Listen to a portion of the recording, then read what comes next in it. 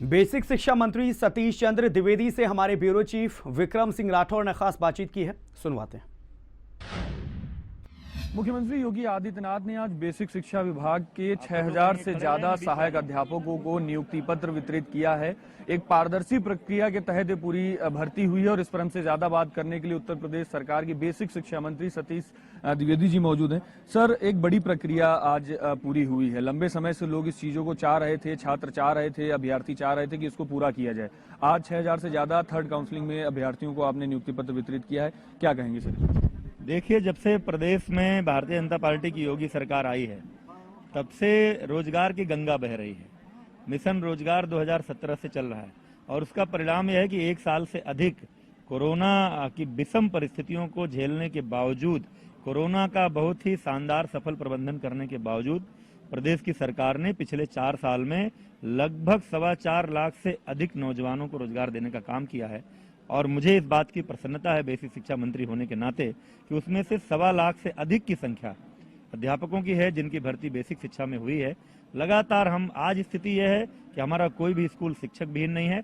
हमारे सरकारी स्कूल जिसमें गांव गरीब मजदूर किसान के बच्चे पढ़ते हैं, उसमें जो होनहार शिक्षक मिले हैं, जो नौजवान मिले हैं, ये जाकर उनके सपनों को संवारेंगे, उनको भी एक गुणवत्तापूर्ण शिक्षा मिलेगी। मैं इसके लिए माननीय मुख्यमंत्री जी के कुशल मार्गदर्शन के लिए उनके प्रति आभार व्यक्त करना चाहता हूं और उन सभी नौजवानों को बधाई देना चाहता हूं जो हमारे बेसिक शिक्षा परिवार का हिस्सा बने। आज हमने कुछ लोगों से बात की जिनको भी नियुक्ति पत्र वितरित किया गया। कुछ लोगों का कहना था कि उन्होंने उम्मीद छोड़ दी थी कि नियुक्ति पत्र उनको मिलेगा भी, और आज जब उनको नियुक्ति पत्र मिला है, नियुक्ति पत्र जब आप लोगों के द्वारा वितरित किया गया तो एक खुशी थी उनकी आंखों में।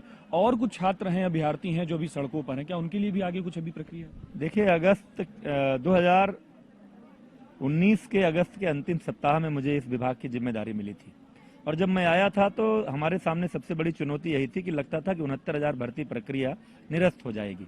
बहुत सारे लोग किसी न किसी मुद्दे को लेकर कोर्ट में गए, सिंगल बेंच, डबल बेंच और फिर सुप्रीम कोर्ट।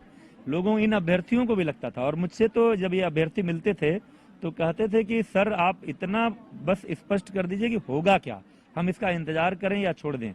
तब मैंने इन लोगों से कहा था कि आप उम्मीद रखिए, आपने मेहनत किया है, आपने परीक्षा दी है, आपका परिश्रम योगी सरकार व्यर्थ नहीं जाने देगी।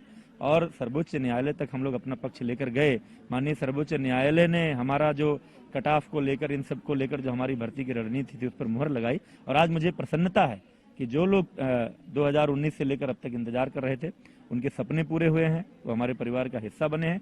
मैं भी एक नौजवान के रूप में रोजगार की जब तलाश में था तो नौकरी मिलने की खुशी क्या होती है मैं जानता हूं, मैं समझ सकता हूं ये सब लोग किस मनस्थिति से गुजरे हैं, लेकिन उसके लिए जिम्मेदार वही तत्व थे जो आज इस पूरे उत्साहजनक वातावरण को बिगाड़ने की कोशिश कर रहे हैं, नौजवानों को गुमराह करने की कोशिश कर रहे हैं।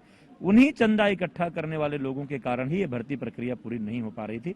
आज ये प्रक्रिया संपन्न हुई है, इसके लिए मैं सभी नौजवानों को बधाई देता हूँ। बहुत बहुत धन्यवाद सर। हिंदी खबर से बात करने के लिए ये थे बेसिक शिक्षा मंत्री सतीश द्विवेदी जी, जिनका साफ तौर पर कहना था कि जिस तरीके से अभी तक की प्रक्रिया को लगातार पिछली सरकारें रोक रही थी या बाधित कर रही थी, या चंदा बटोरने वाले जो लोग भर्ती प्रक्रिया को रोकने का काम कर रहे थे, वो अब पूरी तरीके से किनारे हो चुके हैं और अब सरकार की प्राथमिकता में पूरी तरीके से रोजगार देना है और उसके लिए सरकार लगातार काम कर रही।